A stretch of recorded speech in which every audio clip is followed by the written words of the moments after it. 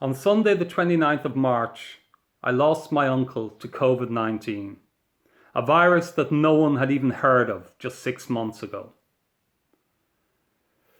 A few days later, my colleague Edward Vidoliak, while consoling me on my loss, also shared with me his worrying concern in relation to citizens and patients in his native Croatia, many of whom were not attending their doctors for fear of getting a COVID-19 diagnosis rather than a cancer one. This concern in relation to COVID-19 being more serious than cancer, I've also heard anecdotally from colleagues in the UK, in other European countries, and in the US. With over 30 years' experience across the cancer spectrum, I am regrettably only all too familiar with the negative impact that cancer can have on patients, their families, and their carers. However, this COVID-19 pandemic is introducing a new reality, compromising our normal way of life and having significant effects on our society's health and well-being. The number of deaths attributable to COVID-19 in the UK is extremely concerning, having now passed 40,000. But it is worth remembering that over 165,000 people die from cancer every single year in the United Kingdom. One aspect of the current emergency that really worried Edward and myself, and also my friend and colleague Richard Sullivan in King's College London, was the realisation that government-backed national lockdowns could have the unintended but very profound consequence of impacting negatively on cancer services and on cancer outcomes globally.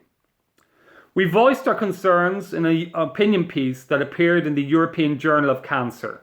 We highlighted how the understandable focus on repurposing a health service towards the COVID-19 pandemic could have an unintended effect of compromising national cancer screening programs, of delaying cancer diagnoses, and of cancelling or postponing cancer treatments.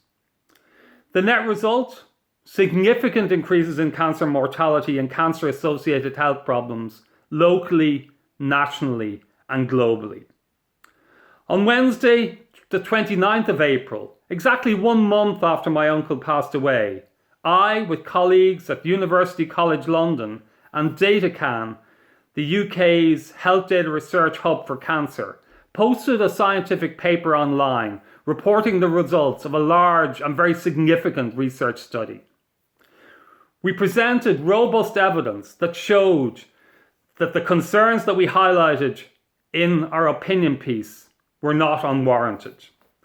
We employed real-time data from major centres in Leeds, in London and in Northern Ireland to show that unequivocally we were seeing differences from the pre-COVID-19 days.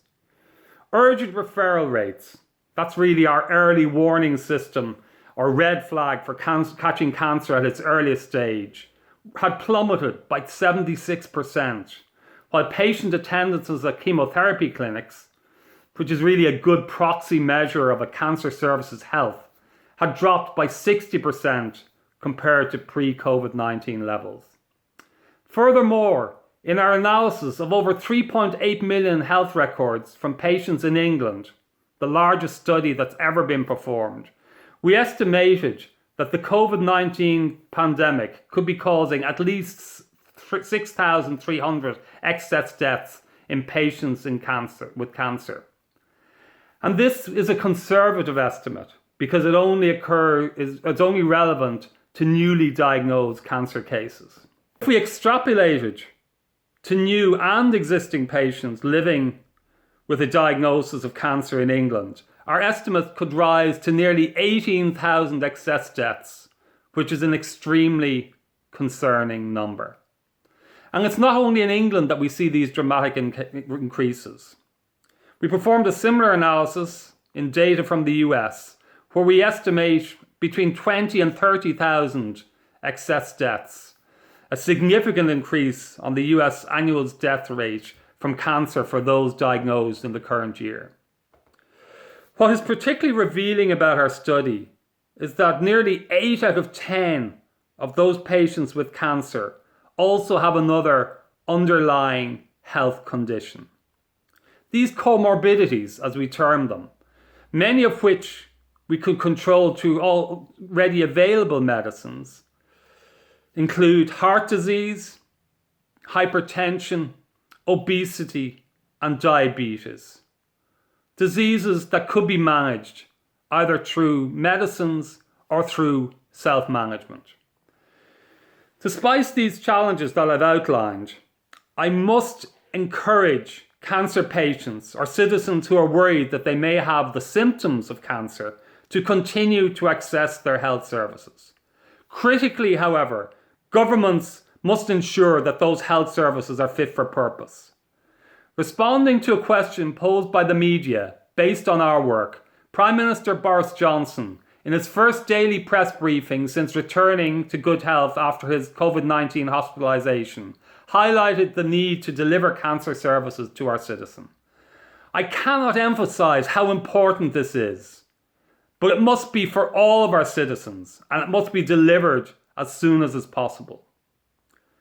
I hope that our work can inform the critical second phase of the National Health Service's response to the emergency, particularly by resuming cancer services at pre-COVID-19 levels.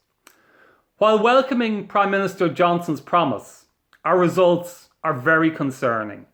We believe that countries across the world need to take heed of our warning. Otherwise, we risk adding cancer to the escalating death toll of the COVID-19 pandemic. We must recognise that people with cancer, especially those with comorbidities, those additional health conditions, need to be considered as an extremely vulnerable group of patients, and their care must be managed appropriately, effectively, but most importantly, in a timely fashion. Our governments have to ensure that health services maximise access to real-time data like we have provided, so that we can determine which comorbid disease combinations pose the greatest risk to our patients and which COVID-19 induced changes in our health systems are rapidly compromising the health and the well-being of patients with cancer. Cancer intelligence is critical for our cancer patients, both now, but even more crucially in the COVID-19 recovery phase. Data can really save lives, but only if we get these data quickly and use them intelligently.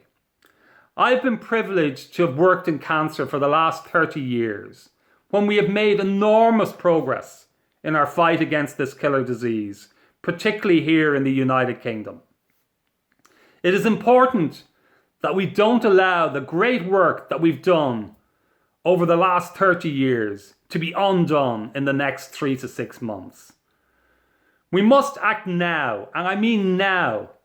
Otherwise, we risk the unintended consequence of a COVID-19 pandemic precipitating a future cancer epidemic. And nobody, but nobody wants that.